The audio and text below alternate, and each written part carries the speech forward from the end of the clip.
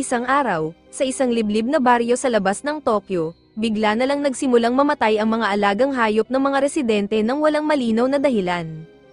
Ang mga bangkay ng mga ito ay natagpuang wasak-wasak at kinain ng mga laman loob, na para bang may halimaw na lumamon sa kanila. Sa takot at pagtataka, humingi ng tulong ang mga tao kay Kohachi Inugami, isang espesyal na detective na dalubhasa sa mga paranormal na pangyayari, upang imbestigahan ang kakaibang kaso. Pagkatapos, makikita ang ilang bata na masayang naglalakad pa uwi, pinag-uusapan ang pagdating ng isang cool na detective mula Tokyo. Isa sa kanila si Yatero, anak ng kliyente ni Inugami. Sinabihan siya ng mga kaibigan niya na sumama sa detective papuntang syudad dahil mas bagay raw siya roon kaysa sa simpleng baryo. Hiningi rin nila ang permiso ni Yatero na bumisita sa bahay nila para makita ang detective, at pumayag naman siya basta huwag lang manggugulo sa bisita. Habang naglalakad si Yatero, napansin niya si Kaban, isang batang may itim na buhok at kakaibang kwintas, abala sa pagtatrabaho sa bukid. Tinukso siya ni Yatero at sinabihang huwag magpapakita sa bisita dahil amoy lupa siya at baka madistorbo ang detective. Samantala, makikita natin si Inugami, na may problema sa gulong ng kanyang sasakyan sa gilid ng daan. Mabuti na lang at dumating ang nanay ni Yatero, si Ginang Kusaka, at inalok siyang sumakay papunta sa bahay nila. Habang nasa biyahe, ikinwento ni Ginang Kusaka na ang mga alagang hayop na malulusog kahapon ay natagpuang patay sa magdamag at tila hindi gawa ng tao, kaya takot na takot ang mga residente. Pagdating nila sa bahay, pinagsilbihan ni Ginang Kusaka si Inugami ng tsaa. Nakita naman ni Inugami na sumisilip ang mga kaibigan ni Yatero mula sa sulok para makita siya. Lumabas siya upang batiin ang mga bata at napansin ang batang nagtatrabaho sa bukid. Tinanong niya si Ginang Kusaka kung bakit hindi ito pumapasok sa eskwela, at sinabing ipapaliwanag niya ito sa kanya sa ibang pagkakataon. Sa hot spring sa labas ng bahay, nagbabad si Inugami at sumama si Yatero para tulungan siyang maghugas ng likod. Sinubukan ni Yatero na makipag-usap tungkol sa Tokyo at sinabing gusto niyang pumunta roon. Ngunit tila nabagot si Inugami sa usapan kaya tinanong niya si Yatero tungkol sa batang nagtatrabaho sa bukid. Sinabi ni Yatero na tinatawag nila ang batang iyon na Dorotabo dahil sa kakaibang amoy nito. Dagdag pa niya, hindi raw ito maganda, kaya't hindi ito pinapapunta sa mga bisita at madalas iwasan ng lahat. Naging interesado si Inugami at kinausap si Ginang Kusaka na gawin ang batang iyon bilang kanyang katulong, bagay na ikinaselos ni Yatero. Kinabukasan, pinilit si Kaban na maligo bago maglingkod kay Inugami para sa almusal. Pagkatapos niyang ihain ang pagkain, nagmamadali siyang umalis, pero pinigilan siya ni Inugami at ipinakilala ang sarili bilang isang occult investigator. Tinanong niya si Kaban kung may napansin ba itong kakaiba habang nagtatrabaho sa bukid. Ipinakilala ni Kaban ang sarili at sinabing mas mabuti raw na mag-usap sila pagkatapos ng pagkain dahil hindi siya sanay kumain kasama ang iba dahil sa kanyang amoy. Ngunit pinatahimik siya ni Inugami, sinabing wala iyon at hindi dapat alalahanin ng mga masisipag na tao ang kanilang amoy. Nagulat si Kaban sa pagiging kalmado ni Inugami ngunit nagsimulang magkwento. Sabi niya, sa tingin niya, isang halimaw ang nasa likod ng mga patay na alagang hayop, bagay na ikinainteres ni Inugami. Tinanong ni Inugami si Kaban kung paano niya nalaman ang tungkol sa mga patay na hayop, lalo na't hindi sinabi ng kliyente ang detalye sa mga bata. Inamin ni Kaban na siya ang naatasang magtapon ng mga bangkay ng mga hayop, at kadalasan niya itong ginagawa tuwing may kabilugan ng buwan.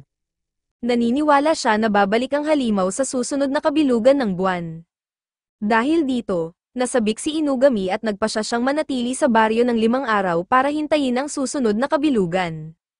Habang naghihintay, tumutulong si Inugami kay Kaban sa kanyang mga gawain. Naglilinis sila ng kanal, nangangaso, at nagtatrabaho sa bukid ng magkasama.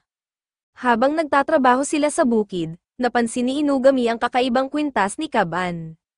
Tinanong niya kung saan ito nakuha, at sinagot ni Kaban na ito ang nag-iisang alaala na iniwan ng kanyang mga magulang noong iniwan siya. Tumingin si Inugami sa kanyang malungkot na mukha at ipinaliwanag na ang bato ay tinatawag na life stone, isang bihira at mahalagang artepakto. Sinabi niya na hindi basta-basta iiwan ng kahit sino ang ganoong klaseng bato, kaya't naniniwala siyang hindi siya inabandona ng kanyang mga magulang, at posibleng may dahilan kung bakit siya iniwan. Ipinangako ni Inugami na tutulungan siya bilang detective sa paghahanap sa kanyang mga magulang kung buhay pa ang mga ito.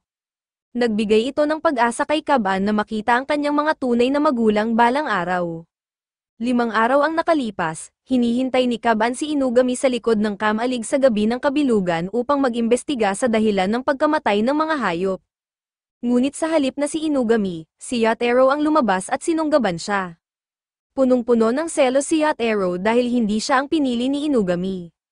Sinabihan niya si Kaban na siya ay isang amoy lupang talunan na inabandona ng kanyang mga magulang, at sinabi pang siya ang sanhi ng kanyang problema. Nagalit si Kaban at itinanggi na siya ay inabandona. Lalo itong ikinagalit ni Yatero kaya kinuha niya ang kwintas ni Kaban at tinawag itong isang walang kwentang bato. Dahil sa galit, sinuntok ni Kaban si Yatero at napahiga ito sa lupa. Nang tumingin si Yatero sa kanya, nakita niyang si Kaban ay nagiging isang pulang mata na parang halimaw, dahilan upang siya ay tumakbo palayo sa takot. Bumalik si Kaban sa normal matapos makuha ang kanyang bato. Di nagtagal, dumating si Inugami at nakita si Kaban na nagtatago sa likod ng mga kahoy, mukhang malungkot. Sinabi ni Kaban na siya ang may kagagawan ng pagkamatay ng mga hayop at siya ang halimaw. Sinabi ni Inugami na kakaiba ito pero nais niya sanang ipakita kay Kaban ang isang bagay. Biglang hinubad ni Inugami ang kanyang pantalon, na ikinagulat ni Kaban. Ngunit bago pa man siya tumawag ng pulis, sinabi ni Inugami na buksan ang kanyang mga mata at ipinakita niya ang kanyang buntot, isang mabalahibong buntot sa likod. Ipinahayag ni Inugami na siya ay isang Bake Danuki, o demonyong raccoon dog. Ipinaliwanag niya na si Kaban ay isang hybrid ng tao at isang ghoul, at ang Life Stone ay tumutulong upang mapigil niya ang kanyang mga pagnanasa na umatake sa mga tao. Habang pinag-uusapan nila ito, napagtanto ni Kaban na hindi siya ang may kagagawa ng pagkamatay ng mga hayop at may ibang nilalang ang responsable. Nagpa siya silang hanapin si Yatero upang protektahan siya. Samantala, patakbo ang takot na si Yatero, at naalala niya ang insidente noong bata pa siya ng aksidente niyang itulak si Kaban sa isang kanal, dahilan upang masaktan ito at makita niyang puti ang lumalabas sa kanyang sugat imbes na dugo. Hindi niya naintindihan ang nangyari noon, ngunit napagtanto niyang si Kaban nga ay isang tunay na halimaw. Habang papasok si Yatero sa bahay, inatake siya ng ilang zombieing aso na may pulang mga mata at nangangamoy na bulok. Eksakto namang dumating si Inugami at pinatay ang isa sa mga ito. Sinabihan niya si Kaban na putulin ang ulo ng isa pang zombie dog upang hindi na ito makagalaw, at ipinaliwanag na ang mga ito ay ghouls at hindi namamatay ngunit nagiging walang silbi kapag tinanggal ang kanilang ulo. Biglang lumabas ang tunay na ghoul at inatake si Inugami habang hawak si Yatero. Sinubukan ni Kaban na labanan ito gamit ang kanyang palakol, ngunit nahulog ang kanyang sandata mula sa kanyang kamay. Sinundan ni Inugami ang halimaw at sinubukang barilin ang leeg nito, ngunit masyadong makapal para maputol agad. Bigla na lang, sinuntok ni Kaban ang halimaw at ipinasok ang kanyang braso sa lalamunan nito upang maputol ang ulo gamit ang malupit na lakas. Pagkatapos nito, inilibing nila ang mga halimaw at naglakad pabalik sa inn. Sinabi ni Kaban na hindi na siya maaaring manatili roon dahil alam na ni Yatero ang kanyang lihim na siya ay isang halimaw, at baka mapagbintangan siya sa mga insidente.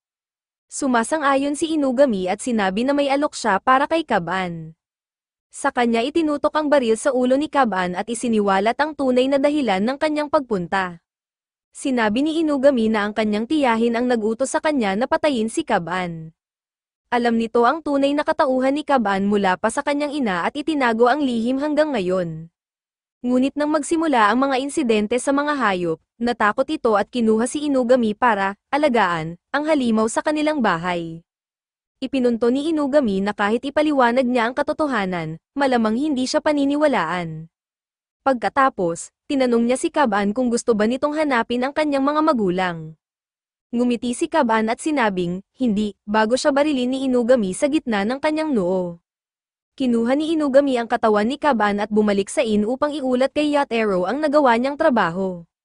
Sinabi niya na siya na ang bahala sa katawan, saka siya nagmaneho pabalik ng Tokyo na dala ang katawan ni Kaban sa likod ng kanyang sasakyan. Habang nasa biyahe, biglang nagising si Kaban at tinanong kung hindi pa ba siya patay. Binato siya ni Inugami ng pagkain at sinabing siya ay isang ghoul, kaya't hindi ito basta-basta namamatay. Kapag nasaktan ang ulo ng isang ghoul, pansamantala lamang itong paralisado, ngunit magagamot din ang kanyang sugat. Dumating sila sa Tokyo at dinala ni Inugami si Kaban sa opisina ng Inugami Detective Agency. Sinabi niya na sa mata ng mga taga-baryo, patay na si Kaban, kaya hindi na siya dapat mag-alala tungkol sa kanila.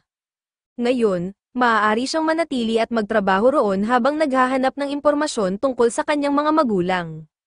Ipinasok ni Inugami ang isang bote ng pabango kay Kaban at sinabing espesyal itong pabango na ginagamit ng mga demonyo upang maitago ang kanilang natural na amoy. Ipinasuot rin niya ang ilang edgy na damit kay Kaban. Habang nagbibihis, pumasok ang dalawang bata na nag-aagawan sa unang hiwa ng pizza at nagtaka kung sino ang nakasuot ng kakaibang damit sa kanilang opisina. Ipinakilala ni Inugami si Kaban sa dalawa, si Shiki at Akira. Isiniwalat niya na si Shiki ay isa ring hybrid ng tao at demonyo, katulad ni Kaban. Ipinaliwanag pa niya na kadalasang itinatago ng mga demonyo ang kanilang mga pagkatao mula sa mga tao para sa kanilang kaligtasan, ngunit may mga demonyong lumalabag sa patakaran at doon sila pumapasok para itama ang mga bagay. Mula pa sa simula, tila suplado si Shiki kay Kaban at tinanong siya kung ilang taon na siya. Sinabi ni Kaban na 13 siya, kaya inulit ni Shiki na siya ay 14 at mas matanda, at sinabing matulog si Kaban sa sofa. Napatitig si Kaban kay Akira, kaya't tinanong siya nito kung may kailangan siya. Sinabi ni Kaban na iniisip niya kung gaano kaganda ang babae sa harap niya, bagay na ikinagalit ni Akira at tinakbuhan siya, sabay sabing siya ay isang lalaki. Pagkaraan, umupo si Shiki kasama si Kaban at nag-alok ng pizza. Sinabi niya na hindi siya ganon kasama para hindi magbahagi ng pagkain. Sinabi ni Kaban na hindi pa siya nakakakain ng pizza sa buong buhay niya, kaya't nagulat si Shiki at sandaling tumigil sa pagiging suplado. Sinabi niyang dapat ay matuto si Kaban na mag-enjoy. Kinagabihan, napaisip si Shiki kung bakit dinala ni Inugami si Kaban roon.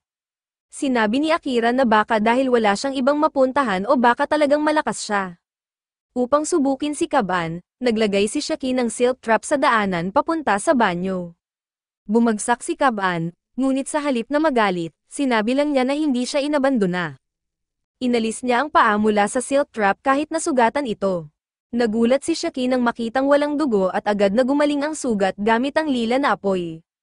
Kinabukasan, tumanggap ng espesyal na kaso ang agency mula sa mga pulis upang harapin ang isang insidente na may kinalaman sa demonyo. Sumakay si Inugami at ang iba papunta sa lugar ng insidente. Sa isang lumang bahay, natagpuan ang isang ina at anak na walang malay sa loob ng isang kwarto na punong-puno ng maliliit na insekto. Sinarado ng mga pulis ang silid matapos silang mawalan ng isang kasamahan na tinangkang pumasok pero agad na tinakpan ng mga insekto at nawalan ng malay. Pumasok si Inugami kasama ang kanyang mga child laborers at sinilip ang loob ng kwarto. Ipinaliwanag niya na ang mga insektong ito ay tinatawag na three-corpse bugs. Karaniwan, kumakain lang sila ng patay na balat habang natutulog tayo at hindi naman mapanganib. Ngunit may mga paborito rin silang pagkain, napansin niyang may nakapalibot sa isang bagay sa gitna ng kwarto na posibleng pinagmulan ng lahat ng ito, kaya't kinakailangan nilang alisin iyon. Sinabi ni Inugami na kaya niyang gawing bakal ang buong katawan niya para makapasok ng ligtas, pero tatagal ito. Dahil 30 minuto na ang nakalipas mula nang magsimula ito, gusto na niyang matapos kaagad o baka hindi na makaligtas ang mag-ina. Si Shiki ay nagboluntaryong gumamit ng kanyang silk thread para ilabas ang bagay sa loob, gaya ni Spider-Man. Pinayagan siya ni Inugami, kaya binuksan niya ng bahagya ang pinto at sinimulan ang paglalagay ng kanyang web. Sa kanilang pagkagulat, kinain ng mga insekto ang silk thread ni Shiki, dahilan upang mawalan siya ng silbi. Si Akira naman ay sobrang takot sa mga insekto at walang magawa. Naubusan ng pagpipilian si Inugami kaya nagpa siya siyang maghintay hanggang maging ganap siyang bakal. Ngunit sinabi ni Kaban na kaya niya itong gawin kung gusto nila. Naglakad siya papasok at agad siyang tinakpan ng mga insekto mula ulo hanggang paa, ngunit nagpatuloy siya na parang hindi apektado. Ipinaliwanag ni Inugami na bilang isang human-ghoul hybrid, si Kaban ay walang dugo sa kanyang katawan. Ang mga insektong ito ay nagpaparalisa sa kanilang biktima sa pamamagitan ng pag-inject ng anesthesia sa bloodstream, ngunit hindi ito gagana kay Kaban dahil hindi nila siya kayang kainin, at kaya niyang i-regenerate ang kanyang katawan. Bukod pa roon, dahil sa masamang pagtrato ng kanyang tiyahin sa kanya, naging mas selfless at emotionally numb si Caban. Ginagawa lang niya ang kailangan, bagay na nagpapatibay sa kanya ngunit nakakalungkot din. Nagpatuloy si Caban hanggang sa nakuha niya ang bagay sa gitna ng kwarto, isang pares ng pulang sapatos.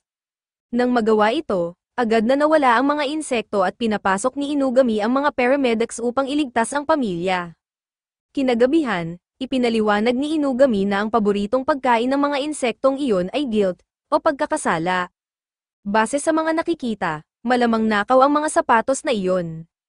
Habang pinag-uusapan nila ito, dumating ang nakatatandang anak ng pamilya at nagpasalamat sa kanila nang may luha sa kanyang mga mata. Ipinaliwanag niya na mahirap lamang silang pamilya at solong ina ang nagpapalakad sa kanilang buhay, kaya't mas pipiliin nilang manatili kung wala namang dahilan para lisanin ang bahay maliban sa mga insekto. Sinabi ni Inugami na ang sapatos ang dahilan ng pag-atake ng mga insekto at hindi na ito uulit basta't iiwasan nila ang paggawa ng masama. Nagsimulang umiyak ang nakatatandang kapatid at ikinwento na ang kanilang ina ay matagal nang nagsusuot ng lumang sapatos at laging inuuna ang kanilang kapakanan kaysa sa sarili niya. Isang araw, dinala ng nakababatang kapatid ang pulang sapatos na iyon para ibigay sa kanilang ina. Bilang kuya, alam niya na nakaw ang sapatos, kaya't sinaway niya ito sa ginawa.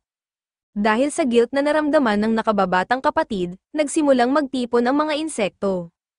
Kahit takot ang kanilang ina sa mga insekto, agad siyang yamakap sa kanyang anak upang protektahan ito, at doon nagsimula ang lahat. Nagpasalamat ang kuya sa lahat at umalis na siya. Sa pagtatapos ng gabi, nagpa siya sina Inugami at ang iba na umuwi na rin. Bago sumakay sa kotse, tinanong ni Caban si Inugami kung makikilala niya ang kanyang mga magulang kung magtatrabaho siya para sa kanya. Ngumiti si Inugami at sinabi na, bilang detective, tungkulin niyang tumulong, at kukunin niya ang bayad sa sweldo ni Caban. Pag-uwi nila, kinagabihan, kinausap ni Shaki si Caban at ikinwento ang kanyang nakaraan. Sinabi niyang siya ang anak ng isang amang tao at isang inang demonyong gagamba, ngunit nagkahiwalay sila noong bata pa siya. Tinanong ni Caban kung buhay pa ang kanyang ina, ngunit sinabi ni Shaki na hindi niya alam. Sinabi niya na kadalasan, hinahanap ng mga magulang ang kanilang anak, pero hanggang ngayon ay narito pa rin siya at hindi pa sila nagkikita. Sinabi ni Caban na hindi ito dahilan para mawalan ng pag-asa. Baka hinahanap pa rin siya ng kanyang mga magulang. Ikinwento ni Caban na dati rin siyang nawalan ng pag-asa, ngunit muling pinanumbalik ito ni Inugami. Nakikinig si Shaki, saka tumayo at dinala si Caban sa kanyang kwarto upang ipakita ang kanyang silid. Samantala, ini-enjoy ni Inugami ang kanyang kape at tumawag sa police superintendent na si Inari upang ipaalam na matagumpay niyang natapos ang kanyang trabaho. Binanggit din niya ang tungkol sa natagpuan niyang hybrid na batang may life stone. Naging interesado si Inari at tinanong kung delikado ba si Caban. Sinabi ni Inugami na maaaring delikado si Caban ngunit posibleng siya rin ang hinahanap nilang simbolo ng pag-asa. Kinabukasan, inutusan ni Inugami sina Shaki at Akira na dalhin si Caban upang makipagkita kay Inari. Tinanong ni Caban kung sino siya, at ipinaliwanag ni Inugami na si Inari ay isang fox demon na may mataas na posisyon sa pulisya, kaya't kailangan nilang humingi ng permiso minsan. Binigyan ni Inugami si Caban ng espesyal na charm at sinabing panatilihin ito para sa kaligtasan. Pagdating nila sa istasyon ng pulisya, hiningi nila sa receptionist na makipagkita sa superintendent. Sinubukan silang itaboy ng matandang receptionist, ngunit biglang dumating ang isang batang babae na nagpakilalang si Kon, isa sa mga personal na tagapagbantay ni Inari. Sinabi niyang hinihintay ni Inari si Caban at dinala siya palayo, iniwan sina Shaki at Akira. Sa maliit na meeting room, pinaupo ni Inari si Caban sa harapan niya at ipinakilala ang sarili. Sinabi niya na alam na niya ang lahat tungkol kay Caban at sa kanyang life stone dahil sa kwento ni Inugami. Humingi siya ng permiso upang masusing tingnan ito, at walang pag-aatubili si Caban na ibinigay ito. Ipinaliwanag ni Inari na ang life stone ay bihira at ginagamit ito upang kontrolin ang kanilang likas na pagnanasa. Sinabi rin niya na hindi sila palaging magkasundo ni Inugami, ngunit para sa kapayapaan ng mga demonyo sa mundo ng tao, nagpa siya silang mag-cooperate. Biglang nag-iba ang tono ni Inari at inutusan si Kon na tanggalin ang ulo ni Caban. Tinawag niya ang dalawang pulis upang ilagay ito sa isang maletang bakal at magpahanda para itapon ang katawan. Sinabi ni Kon na turing niyang ina si Inari at susunod siya sa lahat ng kanyang utos. Binigyan siya ni Inari ng papuri at napasaya ito. Pagkatapos, nag-transform siya bilang Kaban at bumalik sa ibaba bitbit ang malita upang makita sina Shaki at Akira. Pagkakita sa Peking Kaban, tinanong siya ni Shaki kung saan siya nagpunta at kung ano ang nasa loob ng malita. Sinabi niya na nag-usap sila ni Inari at may dala siyang bagay para sa kanya. Napansin ni Shaki na tinawag niyang Lady si Inari, na ikinagulat niya dahil itinuturing niya itong masungit na matanda. Ikinagalit ito ni Kon at nabunyag ang kanyang tunay na anyo bilang isang fox demon. Agad niyang binawi ang kanyang anyo, tumalon sa railing, at naglunsad ng malaking fireball mula sa kanyang buntot, parang isang machine gun. Nagkubli sina Shaki at Akira sa likod ng mga kasangkapan at tinanong siya kung ano ang ginagawa niya at kung gusto ba niyang sunugin ang buong gusali na puno ng mga tao. Sinabi ni Kon na walang halaga ang mga tao sa loob ng gusali dahil lahat sila ay nasa ilalim ng Jinjutsu ni Inari kaya't wala silang iniisip kundi ang kanilang mga trabaho. Habang patuloy na umaatake, bumuo si Shaki ng harang gamit ang silk thread upang ipagtanggol sila.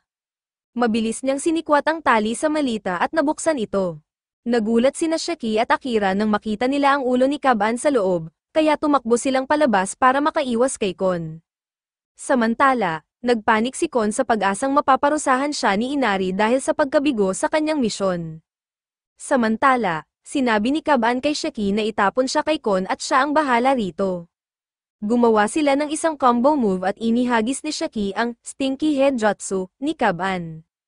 Bumagsak ang ulo ni Kaban sa balikat ni Kon at kinagat niya ito sa kwelyo, dahilan upang mawalan ng dugo si Kon at bumagsak ito sa lupa nang wala ng malay. Biglang nawala ang apoy sa paligid nila, at lumabas na isa lang itong ilusyon. Ang mga tao sa loob ng gusali ay natulog din, matapos nito, na-regenerate ni Kaban ang kanyang katawan, na ikinagulat ni Akira, nakitang-kita ang kanyang Excalibur. Sinabi ni Shaki kay Kaban na takpan iyon ng jacket. Paglabas nila ng gusali, nakita nila si Inugami na naghihintay sa kanila sa kotse. Sinabi ni Inugami na lahat ay nangyari ayon sa kanyang plano, at tumawag kay Inari.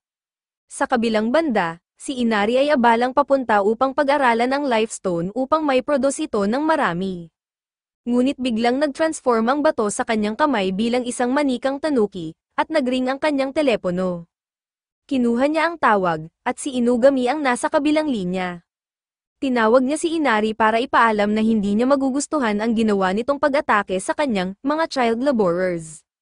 Sinabi niyang tila tumatanda na si Inari dahil hindi nito nakita ang kanyang shape-shifting technique at na ang tunay na Life Stone ay pag-aari ni Kaban. Binalaan niya siya na kung muli siyang magtatangka, kakaharapin niya si Inugami. Pinutol niya ang tawag, at sa kotse, ipinakita ni Inugami kay Kaban na ang suot niyang Life Stone ay peke bilang good luck charm. Itinago ang tunay na bato sa loob ng ulo ni Kaban. Pagkatapos ng lahat ng ito, sinabi ni Inugami na dapat silang mag-celebrate para kay Kaban at mag-welcome party. Nag-away sina Shaki at Akira tungkol sa kung anong pagkain ang bibilhin, Chinese food o pancakes, at nagkasakit matapos kumain ng pareho. Sa daan pa uwi, ipinaliwanag ni Inugami kay Kaban kung paano sila nakakakuha ng mga trabaho sa kanilang negosyo. Sinabi niya na ang kanilang signage ay may espesyal na ilaw na nag-aakit sa mga demonyo at mga taong nasa ilalim ng impluwensya ng mga demonyo, kaya't madalas ang trabaho ang lumalapit sa kanila. Nabanggit niya na si Inari ang gumawa ng signage na iyon kaya't mayroon silang kakaibang uri ng kooperasyon. Habang naglalakad sila, nakita nila si Kon na papalapit na may sugat at mukhang gutom na gutom.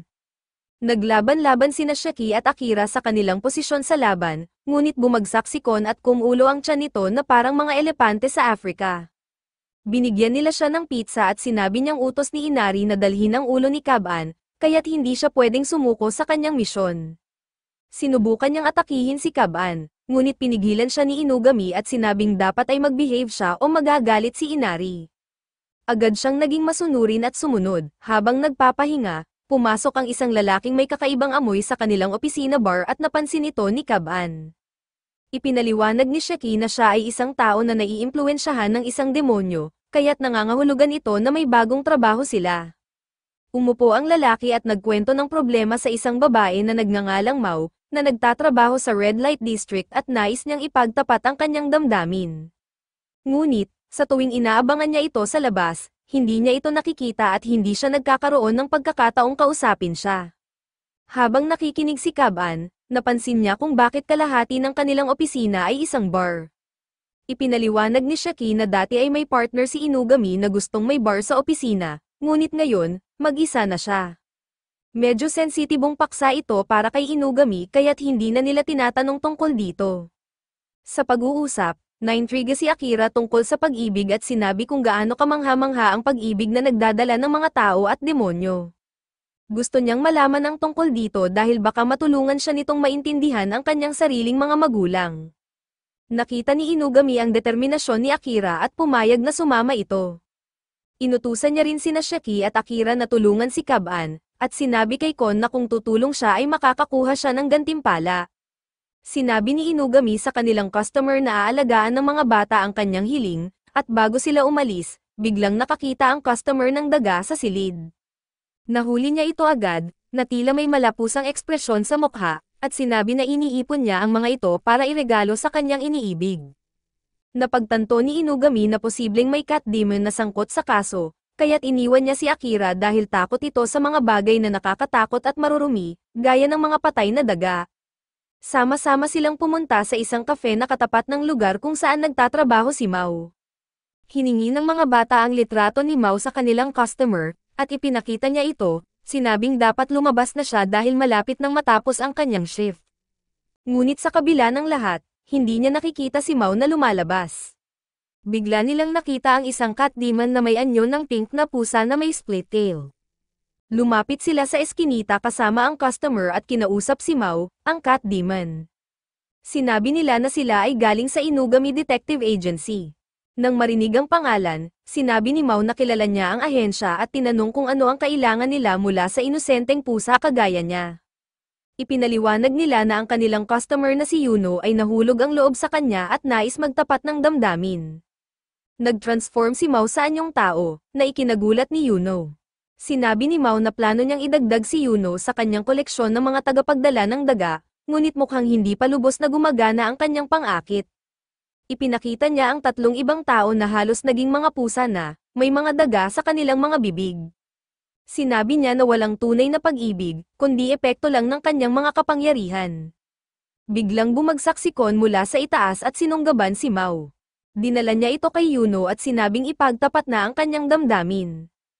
Inilahad ni Yuno ang isang supot na puno ng mga patay na daga na inipon niya at sinabi kay Mao na noong una ay puno siya ng depresyon at nawawalan ng pag-asa sa bawat araw. Ngunit nang makilala niya si Mao, siya ang naging sinag ng liwanag na nagtulak sa kanya para magpatuloy. Kaya handa siyang maging pusa, basta't makasama lamang ito. Matapos ang pagtatapat, iniwan nila si Yuno at Mao at bumalik sila sa opisina upang iulat ang nangyari kay Inugami. Pagbalik nila, hiniling ni Kon kay Inugami na tuparin ang kanyang pangako na ibigay ang ulo ni Kaban. Sinabihan siya ni Inugami na ipikit ang mga mata, kumuha ng orange mula sa refrigerator, at ginawang ulo ito gamit ang kanyang shapeshifting. Ibinigay niya ito kay Kon at pinauwi ang Dumb Fox. Nang makaalis si Kon, tinanong ni Inugami si Kaban kung may natutunan siya tungkol sa pag-ibig. Sinabi ni Kaban na napagtanto niyang ang pag-ibig ay parang sinag ng liwanag, isang pag-asa. Ibinigay niya kay Inugami ang isang pakete ng tissue wipes at sinabi na binili niya ito bilang pasasalamat, dahil si Inugami ang nagbibigay ng pag-asa sa kanya. Naisip niya na ang mga tao ay nagbibigay ng mga kapaki-pakinabang na bagay sa mga taong nagbibigay ng liwanag sa kanilang buhay. Nagpa siya rin siyang bigyan ng regalo sina Shaki at Akira dahil itinuturing din niya silang mga sinag ng liwanag sa kanyang buhay. Ilang araw ang nakalipas, ibinalita ni Inugami na nagkatuluyan sina Yuno at Mao at ngayon ay magkasama na sila. Sinabi rin niya na babalik sa dating anyo ang mga taong naapektuhan ni Mao pagkatapos ng ilang linggo.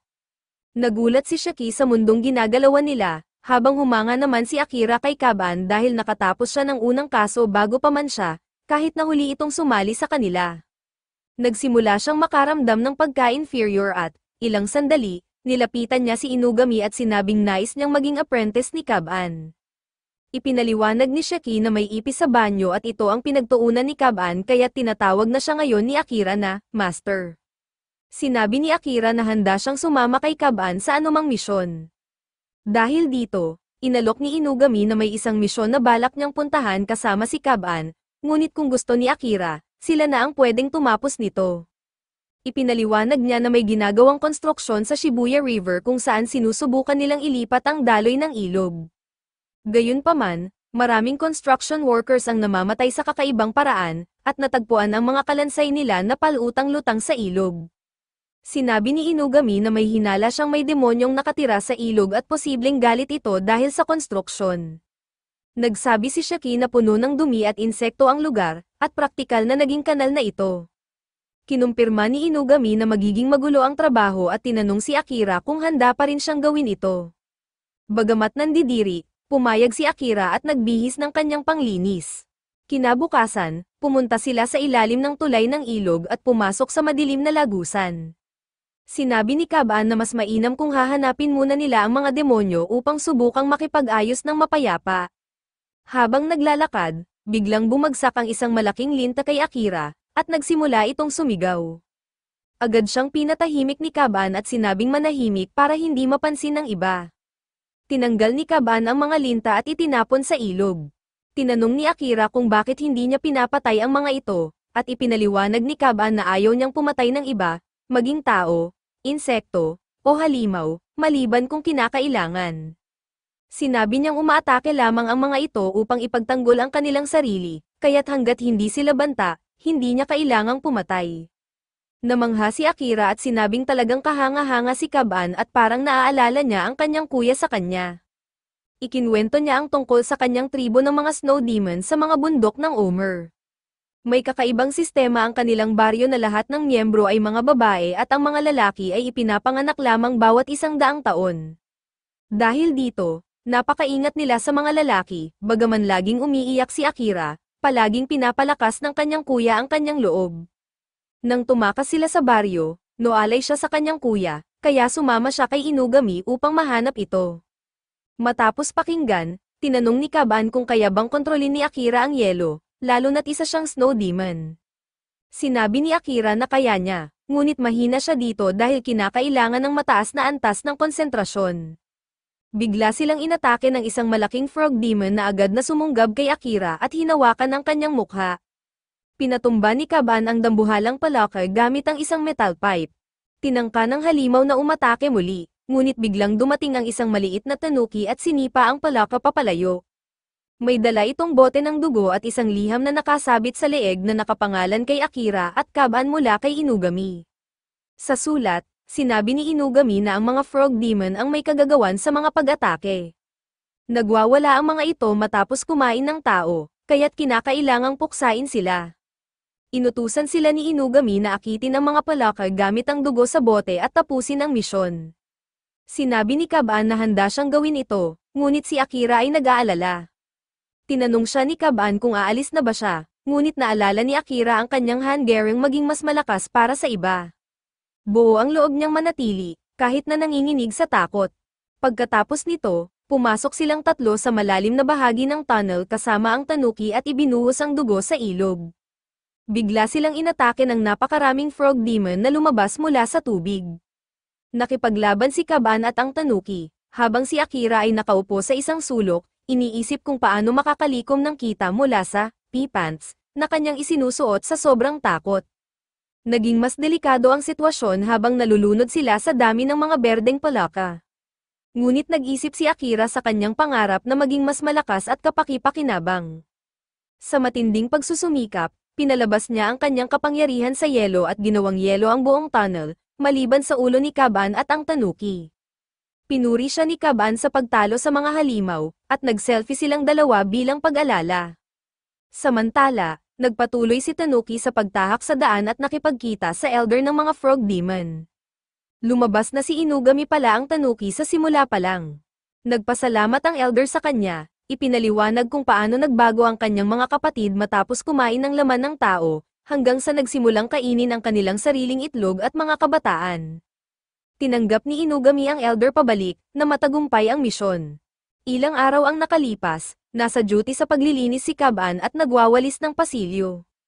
Dumating siya sa dulo ng hallway at naalala ang babala ni Inugami na huwag buksan ang pinto roon. Iniisip niya kung okay lang bang ilipat ang mga curtain upang malinis ang sahig, ngunit biglang bumukas ang pinto at isang maputing kamay ang humila sa kanya papasok. Kinahapunan, nakita ni Shaki ang map na iniwan sa sahig at sinabi kay Inugami ang tungkol dito, nag-aalala sa pagkawala ni Kaban. Nang marinig ang kwento, agad na pumunta si Inugami at ang iba pa sa silid sa dulo ng pasilyo.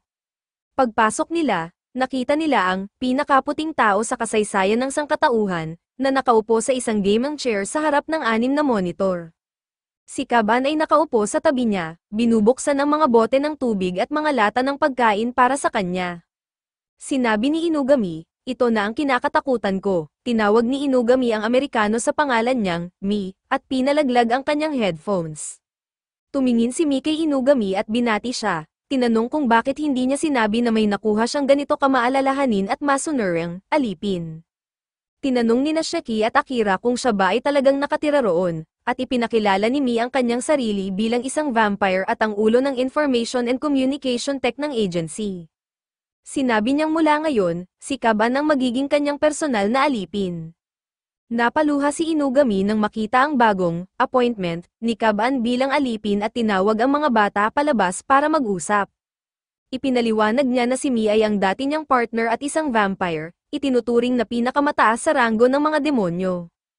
Ang mga vampire ay may superhuman na lakas, talino, at riz, at hindi tumatanda, halos immortal. Dahil si Mi ay may pagkamuhi sa pagkainip, natutunan niya ang halos lahat ng propesyonal na kasanayan. Nang wala na siyang ibang matutunan, nabagot siya sa mundo at, upang pigilan siyang maging pangunahing kontrabida, inimbitahan siya ni Inugami sa ahensya.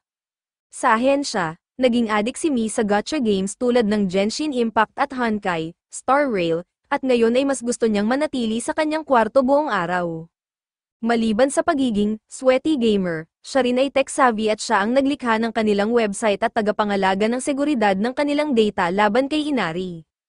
Sinabi ni Inugami sa mga bata na manatili na lamang sa hallway kung nais nilang mamuhay ng matiwasay. Kinabukasan, bumalik si Kaban bilang dutiful slave kay Mi. Sina Shaki at Akira ay biglang pumasok sa silid ni Mi at sinabing tigilan na nito ang pagpapahirap kay Kaban. Iminungkahi ni Mi na bibitawan niya si Kaban kung matatalo siya sa arm wrestling. Tinanggap ni Shaki ang hamon, ngunit agad siyang pinabagsak ni Mi. Si Akira naman ay tumangging sumubok, nag-alok si Kaban na subukan din, at sinabi ni Mi na bilang kanyang alipin, obligasyon niyang tuparin ang hiling nito, ngunit agad din siyang natalo. Pagdating ng hapon, pinabili si Kaban ng mga sangkap para sa hapunan. Habang naglalakad, naisip niyang kailangan niyang lumakas upang protektahan ang mga mahal niya sa ahensya. Naupo siya sa isang parke upang magpahinga at naisip na baka kailangan niyang magsanay. Biglang bumagsak mula sa puno si Kon sa likuran niya at nakita siyang nakaupo sa bangko. Akala ni Kaban na naroon siya para kunin ang kanyang ulo, kaya't nagkunwari siyang walang ulo sa pamamagitan ng pagsara ng kanyang hoodie. Sinabi ni Kon na hindi na siya maloloko at malungkot na ikinwento na nang ibigay niya ang ulo ni Kaban kay Inari, may bago na siyang kasamang Fox Demon, kaya't hindi na siya pinansin. Ikinwento ni Kon na hindi siya makakauwi sa ganoong kalagayan dahil masama siyang bata. Inimbitahan siya ni Kaban na makipag-sparring at nagsimula silang maglaban. Pantay ang kanilang lakas sa simula, ngunit bumitaw si Kon ng mabibigat na suntok at binugbog ang mukha ni Kaban. Tumama siya ng headbutt, dahilan upang mapatalsik si Kon sa lupa at nagdugo ang ilong nito. Umiyak si Kon at sinabing, kaya pala iniwan siya ni Inari, dahil napakahina niya. Hindi alam ni Kaban ang gagawin kaya't hinawakan ang kamay ni Kon bilang pag-aaliw. Nakatulog si Kon sa kakaiyak at nanatili silang magkasama sa bangko hanggang gabi. Nang magising si Kon, sinabi ni Kaban na kung mahirap bumalik kay Inari, pwede siyang tumira kasama nila sa bahay ni Inugami. Ngunit sinabi ni Kon na hindi siya maaaring manatili roon dahil si Inugami ay isang raccoon dog demon at siya naman ay isang fox demon. Tinignan niya si Kaban at sinabi niyang hindi niya alintana kung manatili siya roon sa parke kasama siya, at alam niyang hindi siya magugutom dahil may mga maya at kalapati naman roon. Sinabi ni Kaban na kailangan niyang bumalik sa bahay at dalhin ang mga sangkap para sa hapunan, at nagpaalam siya kay Kon. Nangako siyang babalikan si Kon pagkatapos, samantala, nagulat si Inugami nang makita si Mi na lumabas sa kanyang kwarto. Sinabi ni Mi na nasaktan ang kanyang kamay sa arm wrestling kay Kaban at magpapahinga ito ng 1 linggo, kaya't magiging abala siya sa paglalaro kasama ang kanyang mga alipin. Bigla niyang niloko si Inugami, ikinandado ito sa kwarto at naglagay ng keypad na may bomba na sasabog kung galawin ito ni Inugami. Pagdating ng mga bata, sinabi ni Mi na abala si Inugami sa ibang trabaho at nais niyang kunin nila ang isang espesyal na misyon na nakita niya para sa kanila. Natuwa si Shiki at nagpakita ng bagong kakayahan, ang pagpainit ng kanyang katawan at pagpapawis upang maging invisible, dahil sa Spider Silk. Pagkatapos ng pagpapakilala sa misyon, ipinaliwanag ni Mi na ang target nila ay isang kumpanya na tinatawag na Bobby Electronics. 3 taon na ang nakalipas, 16 na empleyado ang nagtangkang, ay sakay, ang kanilang sarili sa isa sa mga planta nito. Ngunit noong sumunod na taon, bumaba sa zero ang ganitong insidente at naging matagumpay muli ang kumpanya. Ang misyon nila ay alamin kung paano nila nagawa ito. Hatiin sila sa 2 koponan, Team A, sina Kaban at Akira, na maghihintay sa labas, habang sina Shiki at Mi, na anyo ng isang high-tech na remote control car na tinatawag na Mi Magnum, ang Team B na magbubukas ng pinto mula sa loob. Sa loob, napansin ni Shiki ang ilaw mula sa isang silid at sumilip. Nakita niya ang mga empleyadong nagtratrabaho na parang mga zombie. Biglang tumakbo palabas ang isang lalaki na umiiyak at sinabing magre-resign siya. Ngunit hinarang siya ng kanilang manager, Sira, at dinala sa counseling office. Sinundan sila ni Shiki at nakita niya kung paano sinipsip ng isang mosquito demon ang utak ng lalaki mula sa kanyang tainga. Lumabas na Sira at ang kanyang mga kapatid na tagapamahala ng gusali ay mga mosquito demons. Napagpasyahan ni Mi na kinakain nila ang utak ng kanilang mga biktima at iniiwan ang mga ito upang magtrabaho ng walang reklamo. Sa takot, hinimatay si Akira, nagdesisyon si Shiki na sobrang lakas ng kalaban at mas mabuting umatras muna sila at maghintay kay Inugami upang magplano. Habang bumabalik si Shiki para makipagkita kina Kaban, nagsimula ng mainis si Mi dahil masyado raw, kalma, at praktikal, si Shiki. Kaya't sinadya niyang gumawa ng ingay. Sinabog ang Magnum sa pader na parang may kung anong pumasok na robot. Narinig ng mga mosquito demons ang ingay at sinimulang inspeksyonin ang paligid. Nakita ni Erika ang toy car at iniuwi ito, habang nagpasya ang mga mosquito demons na halughugin ang buong gusali. Nagkubli si Shiki sa isang sulok at sinabing kailangan niyang magmadali bago siya maging brainless, na katulad ni Kaban. Ngunit biglang nakita siya ni Erika gamit ang kanyang malaking mosquito head. Sinabi niya na ipinagbabawal ng kanyang kapatid ang pumatay upang manatili sa radar ni Inari, ngunit sa sitwasyong ito, kailangan niya raw gawing mindless monkey, si Shiki. Habang yumuyuko si Erika para sipsipin ang utak ni Shiki, pinakawala ni Mi ang electric shock mula sa toy car, na ikinagulat ni Erika. Nagtanong si Mi kay Shiki kung bakit siya nagpapanggap na matapang, ngunit natuklasan niyang sa katunayan, may trauma si Shiki mula sa kanyang pagkabata, at ang kanyang matapang na anyo ay pantakip lang sa takot niya. Sa pagkatuklas nito, napangiti si Mi, sinasabing magiging masaya siyang laruan si Shiki. Habang natatakot at tila nagyayelo sa kanyang kinauupuan, nagbalik sa alaala ni Shiki ang kanyang pagkabata, kasama ang kanyang ina.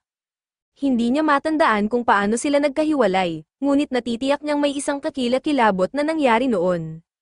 Samantala, sinabihan ni Mi sina Kaban at Akira na iligtas si Shiki at dinala sila patungo sa ibang mosquito demon na kapatid na si Mocha. Sa kabila ng takot, sinimulan ni Mi na takutin pa si Shiki sa mga mangyayari sa kanya kung hindi siya kikilos. Nainis si Shiki at sa galit ay sinuntok ang laruan, dahilan upang masira ito at sa wakas, nagising siya at nagpa siyang lumaban.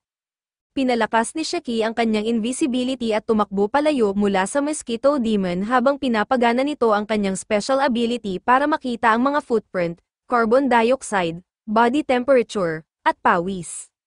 Ginamit ni Shiki ang kanyang silk threads upang lituhin siya. Binalot niya ang lugar ng mga sapot at nahuli ang mosquito demon sa isang malakas na sapot. Nagpakita si Shiki at sinabi, "Anak ako ni Peter Parker." Saka siya tumalon mula sa kisame at diretsyong bumagsak ang sapatos niya sa mukha ni Erika.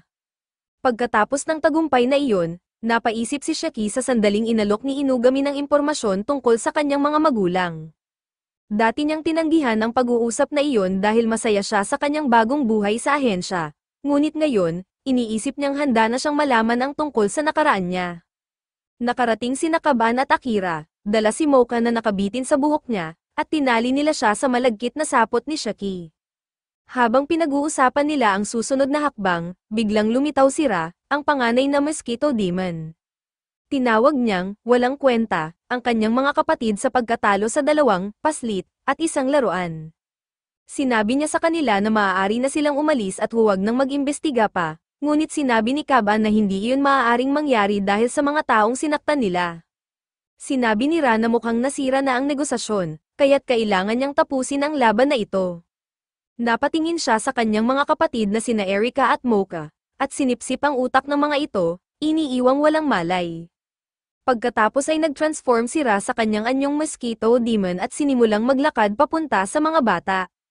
Napansin ni Kaban na pagod na si Shaki, at si Akira naman ay, si Akira.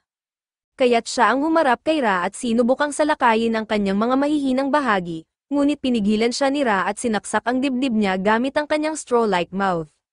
Nagpunyagi si Shaki na tumakbo pasulong ngunit agad siyang napigilan ng isang malakas na sampal, at si Akira naman ay natambarin matapos ang splash na parang Magikarp.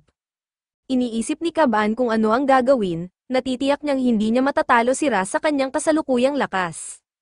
Nang biglang nagbigay ng payo si Mi mula sa Mi Magnum, ipinaliwanag niya na ang dahilan kung bakit hindi niya natalo si Mi sa arm wrestling ay dahil pinipigilan ni Kaban ang kanyang demonic power. Sinabi niya kay Kaban na kung nais niyang iligtas ang kanyang mga kaibigan, kailangan niyang sundin ang kanyang mga instinct at hayaan ang kapangyarihan ng kanyang demonyo na lumabas. Sa sandaling iyon, tinanong ni Kaban ang sarili kung ano ang nais niyang gawin sa kaibuturan ng kanyang puso, at lumabas ang sagot, nais niyang tanggalin ang nakakakilabot na mga kamay ng Mosquito Demon na ito at iligtas ang kanyang mga kaibigan. Sa isang sigaw na malago ko, biglang lumampas si Kaban sa lahat ng Super Saiyan levels at naging Super Saiyan God, hinawakan niya ang mga braso ni Ra at hinayla itong tanggol sa katawan ng Mosquito Demon. Tumayo siya at tinanong si Ra, kailangan mo ba ng kamay? Habang hawak ang kanyang mga braso, habang tinitignan niya ang kanyang sariling lakas, naisip niyang posibleng kaya niyang pamunuan ang mundo gaya ng mga karakter sa mga isekai anime. Ngunit bago niya maituloy ang kanyang pag-atake kay Ra, lumabas si Inugami sa kanyang silid sa pamamagitan ng Mi Magnum.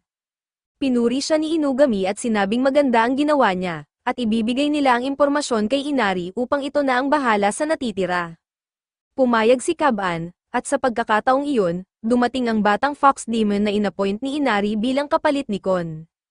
Ipinakilala niya ang sarili bilang si Gnome Maru, at agad siyang nagtanim ng fire seed sa katawan ni Ra.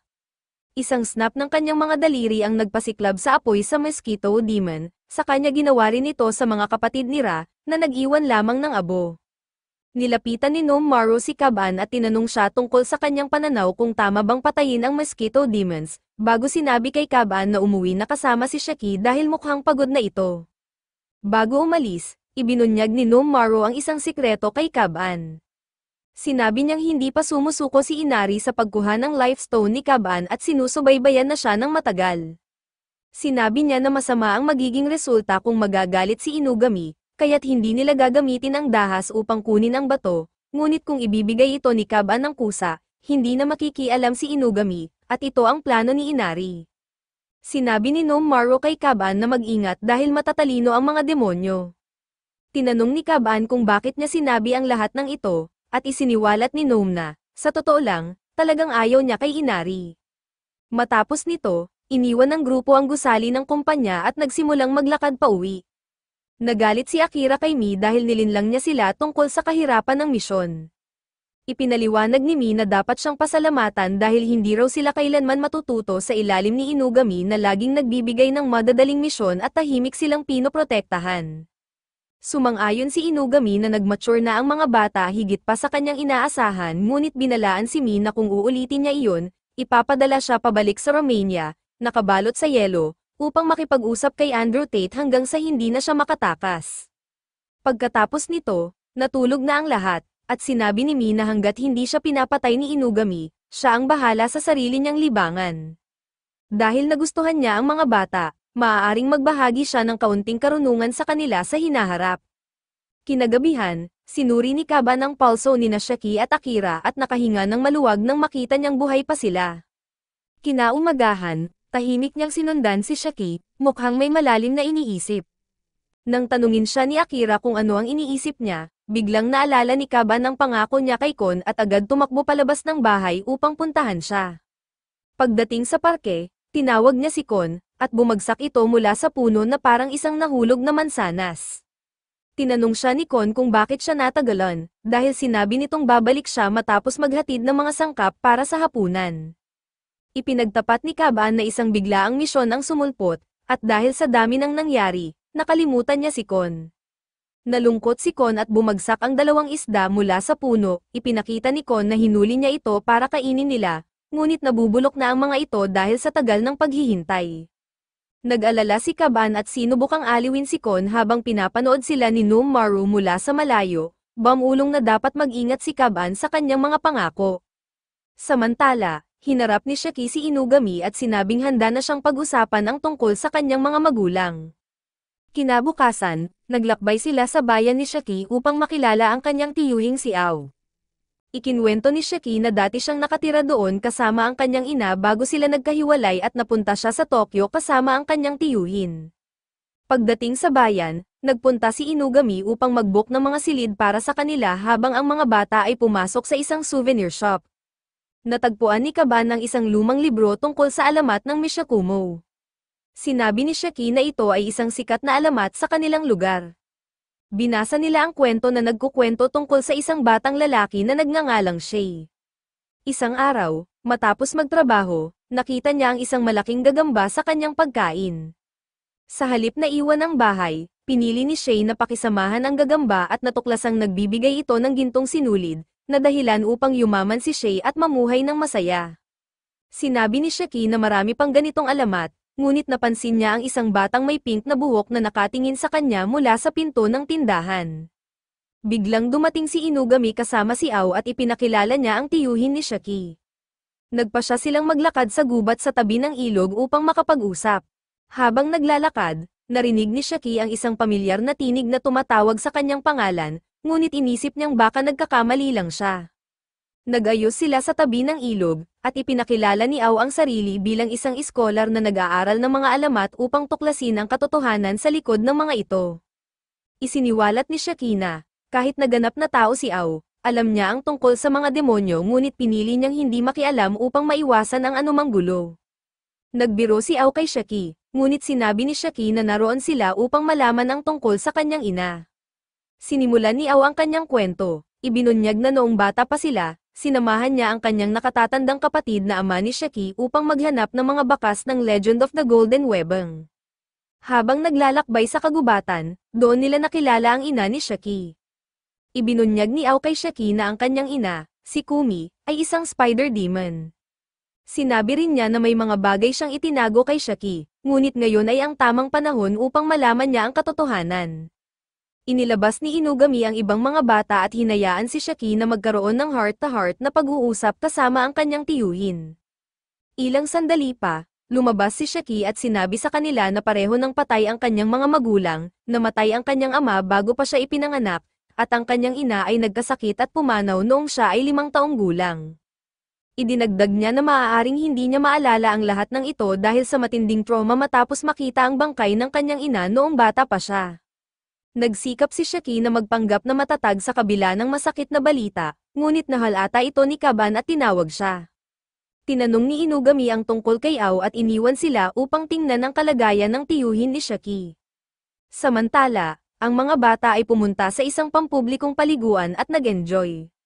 Habang pinag-uusapan nila ang mga paraan upang pasayahin si Shaki, biglang pumasok si Maru, na nakadisplay pa ang kanyang Excalibur, at nagrereklamo na hindi siya sinabihan na pupunta sila sa labas ng lungsod, kaya natagalan siyang sundan sila. Nagpakilala siya sa mga bata at ipinakita ang kanyang mga tainga at buntot na fox, na ikinagulat ni Shaki at Akira. Sinabi niya na mukhang malungkot sila, kaya iminungkahi niyang pumunta sila sa gilid ng ilog upang manood ng mga alitaptap. Pagdating doon, nagpasalamat si Kaban kay Maru sa mungkahi. Tinanong ni Maru si Kaban kung hindi ba siya natutuwa na patay na ang mga magulang ni Shaki, dahil kung natuklasan ni Kaban na patay ang kanyang mga magulang habang buhay pa ang kay Shaki, baka mahirapan siyang maging tunay na masaya para sa kaibigan. Sinabi ni Kaban na hindi niya nauunawaan ang sinasabi ni Nomaru. Samantala, nakita ni Shaki ang isang nakakatakot na puno at biglang nag-flashback sa kanyang alaala noong bata pa siya. Nilapitan siya ni Kaban at Nomaru at tinanong kung ano ang iniisip niya, ngunit bigla siyang tumakbo papasok sa kagubatan. Naaalala niya noong bata pa siya, madalas silang maglaro ng kanyang ina sa kagubatan, ngunit may mga pagkakataon na umaalis ito upang makipagkita sa kanyang tiyuhin. Palagi siyang naghihintay para sa kanyang ina, ngunit isang araw ay hindi ito bumalik. Dahil hindi na siya makapag-ante, sinundan niya ito upang malaman kung saan siya nagpunta. Natagpuan niya ang isang maliit na gusali sa kalaliman ng kagubatan. Pagpasok niya, nasaksihan niya ang isang bangungot, ang kanyang ina ay nakatali sa isang mesa sa ilalim ng isang halimaw. Sumigaw siya at nawalan ng malay, nang magising siya, nasa kwarto siya ng kanyang tiyuhin, na nagsabi sa kanya na nagkasakit ang kanyang ina sa trabaho at kailangan itong manatili mag-isa upang makabawi. Pagdating nila sa gusali, sinabi ni Nomaru na mukhang isang artipisyal na breed ang lab ito. Napag-alaman nila na may mga ulat tungkol sa isang espesyal na hilang silk na may kakayahang magpagaling ng kahit anong sugat at maging pamalit sa mga organo ng tao. Ang silk na ito ay nagmula sa mga human-demon hybrids, ngunit itinago ni Inugami ang impormasyon tungkol sa kasong ito noong isang taon. Naalala ni Shaki na ito rin ang panahon nang una siyang tanungin ni Inugami kung nais niyang malaman ang tungkol sa kanyang mga magulang. Ngayon, hindi na siya maghihintay pa, determinado siyang maghayganti sa kanyang tiyuhin para sa pagdurusa ng kanyang ina. Sinabi niyang papatayin niya si Ao at tinanong ang mga kaibigan kung pipigilan nila siya, ngunit sinabi ni Kaban na hindi, at nagtanong kung saan niya balak ilibing ang katawan. Samantala, kinaladkad ni Inugami si Ao papasok sa kagubatan upang makipag-usap. Sinabi niya kay Ao na alam niya ang lahat tungkol sa kanyang pananaliksik at siya ang dahilan kung bakit hindi ito nailathala sa loob ng maraming taon. Nainis si Ao at nagsimulang ibunyag ang katotohanan na parang kontrabida sa isang Scooby-Doo episode. Ipinahayag niya na nang matagpuan nila ng kanyang kapatid si Kumi, napagtanto nilang totoo ang alamat tungkol sa Golden Webang, at ang mga demonyong likod nito ay mga spider demon tulad ni Kumi. Para sa kapatid niya, sapat na ang malaman ang katotohanan, at sa katunayan, na in love ito kay Kumi. Ngunit para kay Ao, nais niyang makuha ang kapangyarihan para sa kanyang sarili. Isang araw, aksidenteng nahulog ang kanyang kapatid sa kagubatan at namatay, ngunit noong panahong iyon, buntis na si Kumi kay Shaki. Makalipas ang ilang panahon, nagpunta si Kumi sa apartment ni Ao kasama ang kanyang sanggol na si Shaki, na nagkasakit ng trangkaso. Madaling gamutin ito sa mundo ng mga tao, ngunit walang ganitong lunas sa mundo ng mga demonyo. Dinala ni Ao si Shaki sa ospital ng tao, at gumaling ito. Doon napagtanto ni Kumi na nais niyang palakihin ang kanyang anak bilang tao, ngunit napakahirap nito para sa kanya bilang demonyo. Inalok siya ni Ao ng kasunduan, magpapalagay siya ng mga eksperimento sa kanya kapalit ng pera, at masaya itong tinanggap ni Kumi, handa siyang gawin ang lahat para sa kanyang anak. Sinimulan ni Ao ang eksperimento gamit ang iba't ibang nilalang mula sa kagubatan, sa paniniwalang ang Golden Webang ay produkto ng isang mutasayon. Isang araw, natuklasan ng batang si Shaki ang kanyang ina habang isinasagawa ang isa sa mga eksperimento, at labis siyang natroma. Sa takot na masaktan si Shaki, kinuha ni Ao ang bata mula kay Kumi. Nagpatuloy ang mga eksperimento hanggang sa halos masira na si Kumi. Ngunit sa wakas ay nakalikha si Ao ng Golden Webang, na may kakayahang gamutin ang halos anumang sakit, kabilang ang depresyon. Nang matapos ang pagsisiwalat na ito, ipinakita ni Inugami ang kanyang telepono kay Ao at ibinunyag na lahat ng ito ay narinig ni Shaki. Sinabi niya kay Shaki na gawin ang nais niyang gawin. Ginamit ni Shaki ang kanyang malagkit na sapot upang hilahin si Ao pataas sa isang puno at binalak na patayin siya sa pagbigti. Nagmakaawa si Ao para sa kanyang buhay. Tinanong si Inugami kung paano niya pinapayagan ang mga bata na pumatay, ngunit sinabi ni Inugami na kung handa kang pumatay, dapat handa ka ring mamatay.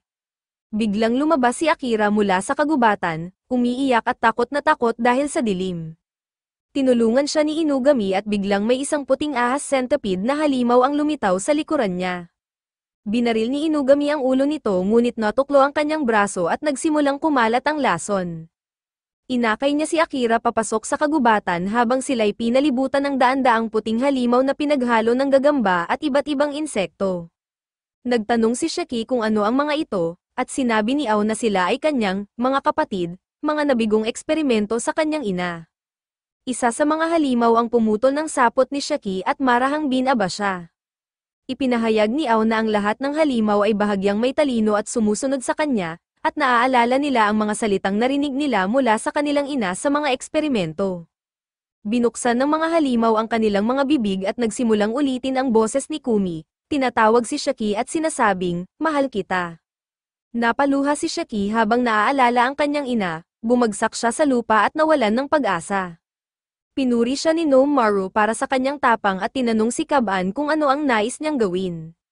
Ngunit si Kaban ay nasa Super Saiyan God mode na at sinabihan siyang manahimik. Lumapit siya kay Shaki at tinanong kung nais niyang tulungan siya. Hinawakan ni Shaki ang braso ni Kaban at nagmakaawang tulungan siya, tulad ng ginawa ni Nami kay Luffy sa One Piece. Sa puntong iyon, nagpunyagi si Kaban at nagsimulang pumatay ng mga halimaw sa paligid habang hinayaan si Nomaru na makipaglaban sa ilan. Samantala, si Inugami at Akira ay napalibutan din ng mga halimaw.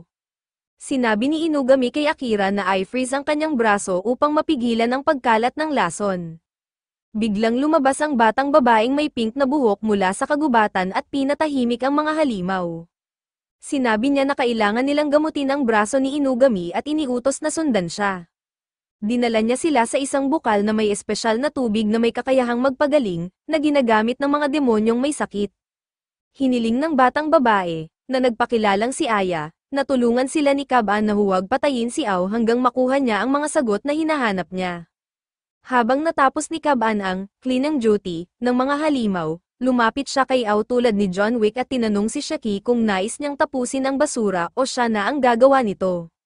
Tumayo si Shaki at humingi ng paumanhin sa pagpapadumi ng kamay ni Kaban at sinabing siya na ang magtatapos kay Ao. Dumating si Aya kasama sina Inugami at Akira, at nagmakaawa siyang huwag patayin si Ao.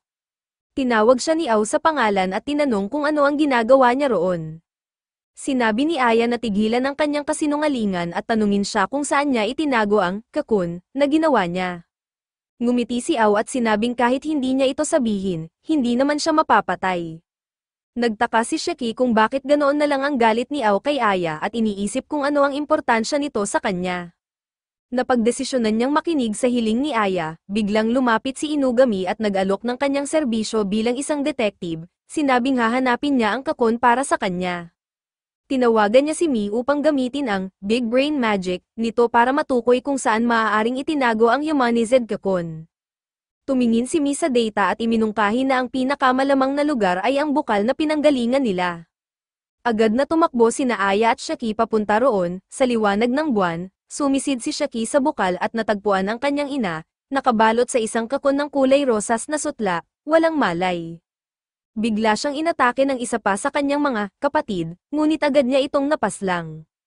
Tumakbo si Shaki papunta sa kanyang ina habang umiiyak si Aya at sinabing buhay pa si Kumi, siya ang Golden Webang at sinubukan niyang iligtas ang kanilang ina sa pamamagitan ng pagbalot sa kanya ng Healing Silk. Dumating ang lahat sa eksena at natuklasan nila na buhay pa rin si Kumi. Sinabi ni Nomaru na walang dahilan para patayin ni Ao si Kumi. Ginagamit niya ito bilang pangkontrol kay Aya at upang makagawa pa ng mga Golden Webang monsters. Galit na sinuntok ni Shaki si Ao at sinabing kailangan nilang ilipat ang kanyang ina sa mas ligtas na lugar. Nagpasya silang dalhin siya sa kotse at bumalik sa Tokyo. Tinanong ni Kaban si Shaki kung ano ang balak niyang gawin kay Ao, at sinagot ni Shaki na susunugin niya ang lahat ng kanyang trabaho, alam niyang para kay Ao, mas masakit ang mawalan ng pagkilala kaysa ang mamatay. Pagdating sa Tokyo, dinala sila ni Inugami sa isang espesyal na klinika na pinamamahalaan ng kakilala niya. Kumakatok sila sa pintuan sa gitna ng gabi, at isang maliit na matandang babae ang nagbukas ng pinto. Tinawag siyang Granny Ohana ni Inugami at hiniling na gamutin si Kumi.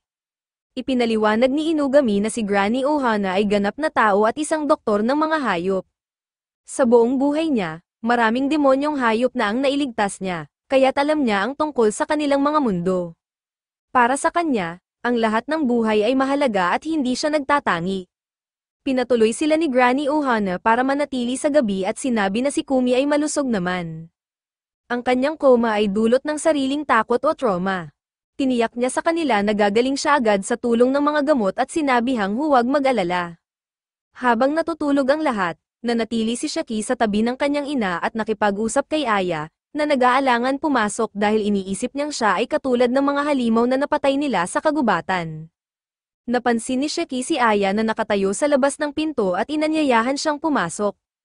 Sinabi niya kay Aya na hawakan ang kamay ng kanilang ina dahil ina rin niya ito. Tinanong ni Aya kung bakit hindi siya pinapatay ni Shaki tulad ng iba pang halimaw. Sinagot siya ni Shaki na buhay ang kanilang ina dahil kay Aya, at siya ang nag-alaga sa kanya sa lahat ng taon na iyon. Napaluha si Aya at tinanong kung maaari ba niyang tawagin si Kumi na ina, at si Shaki na kuya. Bigla ring nagising si Kumi at niyakap ang dalawa niyang anak, tinawag sila sa kanilang mga pangalan. Pagkatapos ng pagbangon ni Kumi, nagpasya si Shaki na manatili muna hanggang sa ganap na makabawi ang kanyang ina. Sinabi niya ngayon, mayroon na siyang pamilya at kailangang pag-isipan ang kanyang kinabukasan, lalo na dahil hindi sapat ang kanyang kita para sa kanila. Lumipas ang isang linggo at labis nang namimiss ni Nakaban at Akira si Shaki. Isang araw, sinabi ni Inugami na may misyon siya para sa kanilang dalawa, ngunit biglang pumasok si Shaki at sinabi na walang nagsabing aalis siya sa ahensya. Ipinahayag niya na hindi siya aalis hanggat hindi natutupad ang pangako niya kay Kaban na tulungan siyang hanapin ang kanyang mga magulang. Biglang dumating si Ao, at sinabi ni Shaki na lumabas ang kanilang ina ngayong araw kaya't siya ang bahala kay Aya. Nilaibat ni Aya ang opisina at nakipag-usap kay Inugami, na sinabing may sarili rin siyang report, na pagpasyahan niyang magtrabaho sa klinika ni Granny Ohana upang magbigay ng medikal na serbisyo sa mga demonyo. Hiniling niya kay Inugami na gumawa ng magandang kontrata para sa kanyang negosyo. Agad naman itong inas-ikaso ni Inugami, ngunit nagreklamo si Shaki, 8 taong gulang ka lang. Hindi ka pwedeng magsimula ng negosyo ng ganito kaaga. Hiniling niya kay Kaban na kausapin si Aya, ngunit sinagot ni Aya na hindi na niya kailangang magtrabaho kung mas mataas ang kita ng kanyang kuya. Sumang-ayon si Kaban, na sinabing kung may kakayahan naman si Aya, wala siyang dahilan para pigilan ito. Tuwang-tuwa si Aya sa sinabi ni Kaban, sabay tanong kung may nobya na siya at inanyayahan siyang mag-date. Nagulat si Kaban, at sa narinig, nagulat din sina Shaki at Akira. Labis na nalito si Shaki sa ideya na ang kanyang matalik na kaibigan ay may relasyon sa kanyang kapatid na babaeng bata pa, kaya't hinimatay siya. Biglang pumasok si Kon at hinamon si Aya sa labanan, sinasabing lumakas siya. Ngunit nang makita niyang nakayakap si Aya kay Kaban, agad siyang nagselos at nagsimulang magtitigan silang dalawa. Sinabi ni Inugami, balik tayo sa trabaho, at ipinaliwanag ang kanilang misyon. Kamakailan, may mga ulat ng mga kababaihan na nasugatan sa Harajuku, ang kanilang mga mukha ay sinisira, kasama ang ilong, labi, at mga tainga. Bagamat hindi pa ito lantad sa publiko, iniisip nilang ito'y gawa ng isang demonyo. Sa sobrang pagkabigla at takot, nanlambot sina Shaki at Akira, kaya't sinabi ni Aya na sasama siya kay Kaban. Nag-volunteer din si Kon, na sinabing babantayan niya ang dalawa. Pagdating nila sa Harajuku, hinarang sila ng isang pulis. Sinubukang ipakita ni Kon ang kanyang awtoridad sa pagsasabing mula siya sa police department, ngunit binalewala siya ng pulis. Sinabi ni Kaban na mula sila sa isang detective agency, at pinapasok sila ng pulis matapos malaman ang kanilang misyon. Sa loob, sinabi ni Kaban na malakas ang amoy ng demonyo, kaya't malapit lang ang salarin. Sinabi ni Kon na dapat siya ang manguna dahil lahat ng biktima ay babae. Ngunit siya'y nagalit at sinabihang huwag siyang pakialaman. Habang naglalakad si Kaban kasama si Aya, naramdaman ni Kon ang lungkot at hindi moari kung ano ang nangyayari sa kanyang dibdib. Biglang lumitaw ang isang spirit demon at hinatak si Aya sa buhok.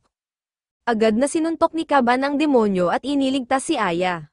Ibinunyag ng demonyo na siya ang salarin sa mga atake, nahulog siya sa isang gwapong lalaki sa kabila ng kalsada, ngunit dahil isang espiritu siya, walang nakakapansin sa kanya, kaya't nagsimula siyang kumalap ng mga mukha ng mga magandang babae upang magmukhang kaakit-akit.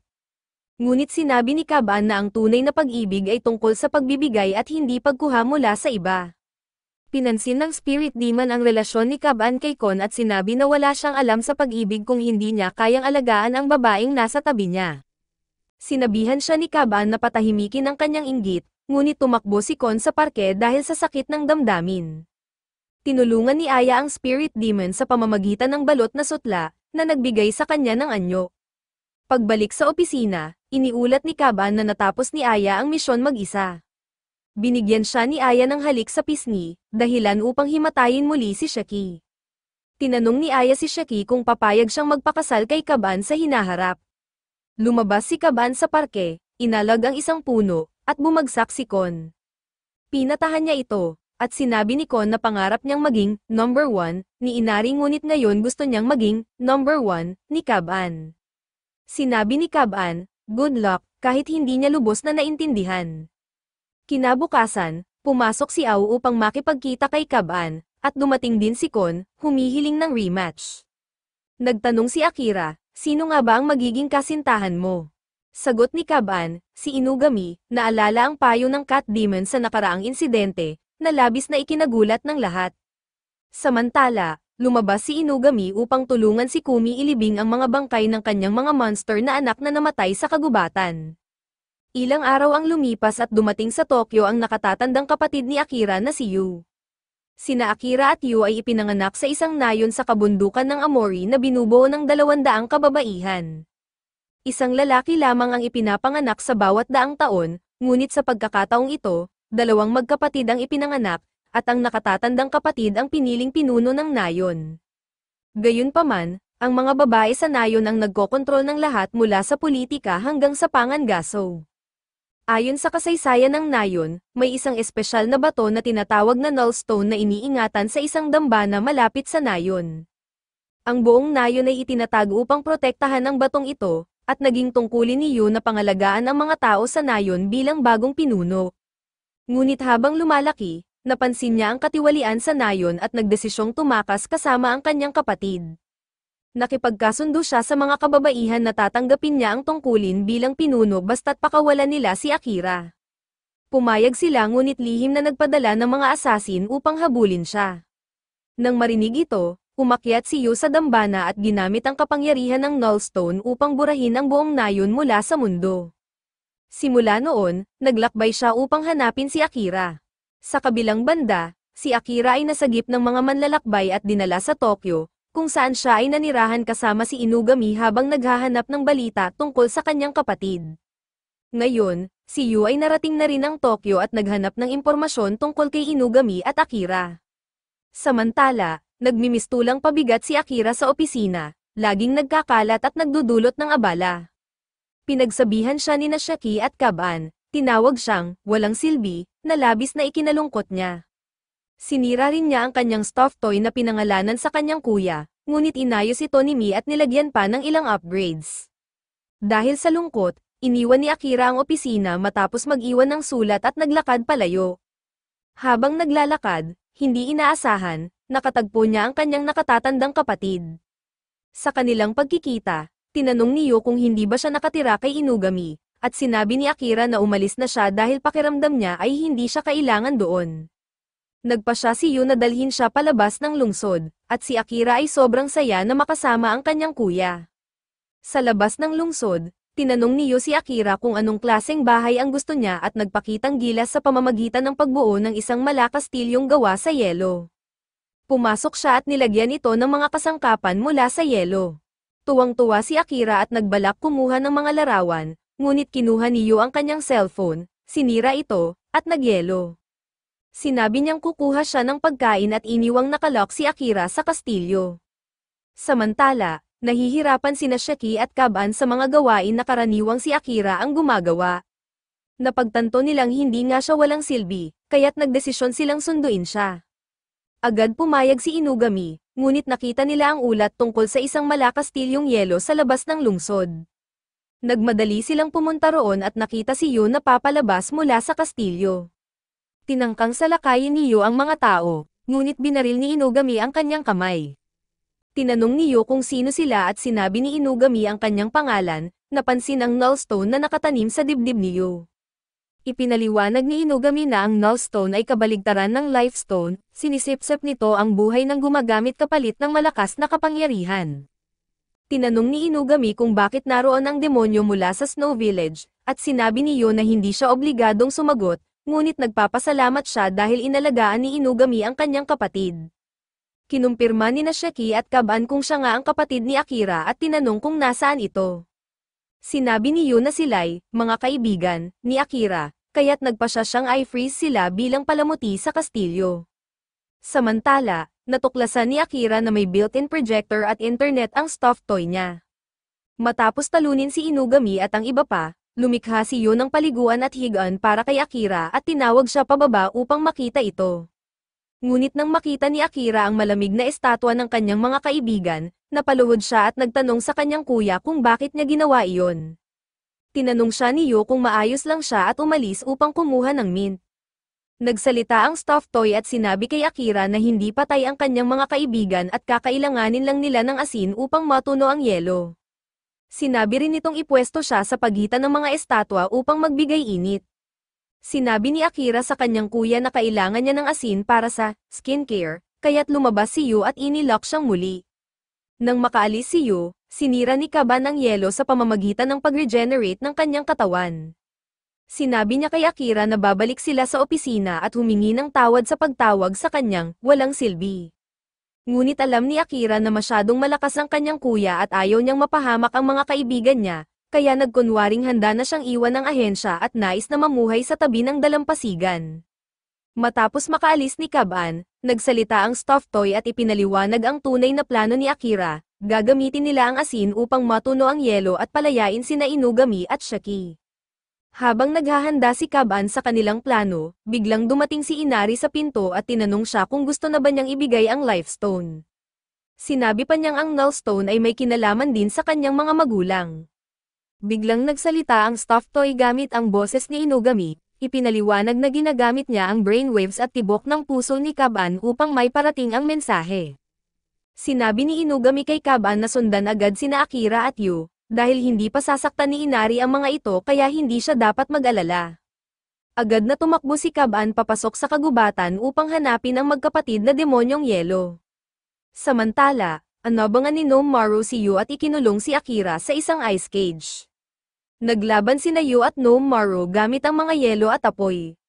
Biglang napuno ng ulap ang paligid dahil sa pag-clash ng kanilang mga kapangyarihan, at nabulabog si Yu nang marinig ang tinig ni Akira. Sinubukang sunggaban ni Nomaru ang null stone sa dibdib ni Yu, ngunit nang hawakan niya ito, agad nasipsip ang kanyang lakas buhay at nasugatan ang kanyang kamay. Nainis siya kay Inari sa paggamit sa kanya bilang pain upang subukan ang epekto ng null stone. Ngunit nagdesisyon siyang kumalma at mag-isip ng bagong paraan upang makuha ang bato. Bigla siyang inatake ni Yu ng mga ice spears at muntik na siyang tamaan, ngunit dumating si Kaban sa tamang oras upang itulak siya palayo. Nagpa siya silang magtulungan at nag-isip ng plano upang patumbahin si Yu.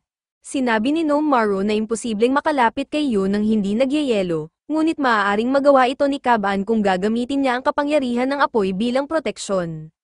Sinunog ni Nomaru si Kaban upang gawing armor ang apoy laban sa malamig na yelo ni Yu. Nagpatuloy ang laban hanggang sa natira na lamang ang mga naglalagablab na buto ni Kaban, ngunit sa sobrang gamit ng kapangyarihan ng null stone, halos lahat ng lakas buhay ni Yu ay nasipsip at nagsimulang bumagsak. Nakalabas si Akira sa kanyang kulungan at sinubukang bunutin ang bato mula sa kanyang kapatid. Nang mahawakan niya ito, lahat ng madidilim na alaala ng kanyang kapatid ay pumasok sa kanyang isipan at napaiyak siya. Ngunit lumapit si Kaban at sinabing tutulungan niya ito, sabay labas ng life stone at inihalo ito sa null stone, na naging isang buong piraso. Sa pagkawala ng kapangyarihan ng null stone, bumagsak ang kastilyo at bumalik sa normal sina Inugami at Sheki. Sinubukang kunin ni Inari ang bato sa pamamagitan ng panlilinlang, ngunit dumating si Inugami upang itama ang lahat at ibinalik ang bato kay Kaban at Yu. Pagkatapos nito, pumunta silang lahat sa klinika ni Granny Ohana upang magpagaling. Habang nagpapagaling, nagkaroon ng heart-to-heart talk sina Yu at Akira. Sinabi ni Yu na nararamdaman niyang responsable siya sa mga buhay na naapektuhan at nasaktan, kaya't nais niyang akuin ang lahat ng kasalanan ng mag-isa. Ngunit sa kauna-unahang pagkakataon sa kanyang buhay, nagkaroon ng lakas ng loob si Akira at sinampal si Yu, sinabing tigilan ang pagiging edgy, at matutong umasa sa mga kaibigan. Tinanong ni Kaban si Yu kung may alam siya tungkol sa mga stones, dahil maaaring maging susi ito upang matunton ang kanyang mga magulang. Sinabi ni Yu na narinig na ba nila ang tungkol sa Kimono Jihen. Ipinaliwanag ni Inugami na ang Kimono Jihan ay ang tawag sa digmaan sa pagitan ng mga demonyo at tao na naganap 1,000 taon na ang nakalipas. Upang matiyak na hindi na ito mangyayari muli, ibinahagi ng mga demonyong puno ng kapangyarihan ang kanilang lakas sa mga batong ito at ipinasa sa kanilang mga inapo upang kontrolin ang kanilang mga sarili. Nangangahulugang posibleng ang mga magulang ni Kaban ay mga pinuno ng makapangyarihang klan ng mga demonyo, at may sapat na impormasyon na sila upang maghanap ng mga bakas. Nagpasya si Akira na maglakbay kasama ang kanyang kapatid at kumuha ng pansamantalang leave mula sa agency, habang sinabi ni Inugami kay Kaban na ngayon ay mayroon silang lead sa kanyang mga magulang, kaya't maglalakbay din sila upang hanapin ang mga susunod na bakas. Mananatili si Shaki kasama ang kanyang ina at kapatid upang alagaan ang opisina habang wala sila, at hiniling ang tagumpay ni Kaban sa kanyang misyon. Samantala, nagpasya si Inari na gamitin si Kon upang makuha ang bato. Binigyan niya siya ng misyon na akitin ang puso ni Kaban at kunin ang life at nullstone mula sa kanya. Bago sila umalis, tinanong ni Kaban kung pwede silang dumaan sa parke upang makipagkita kay Kon. Biglang lumabas si Kon mula sa likod ng gusali at sinabing sasama siya sa kanila, na may malaking kasabikan. Tinignan siya ni Inugami at sinabing, "Oh," kahit alam niyang may masama na namang binabalak si Inari, at doon nagtatapos ang Kimono Jihan Season 1.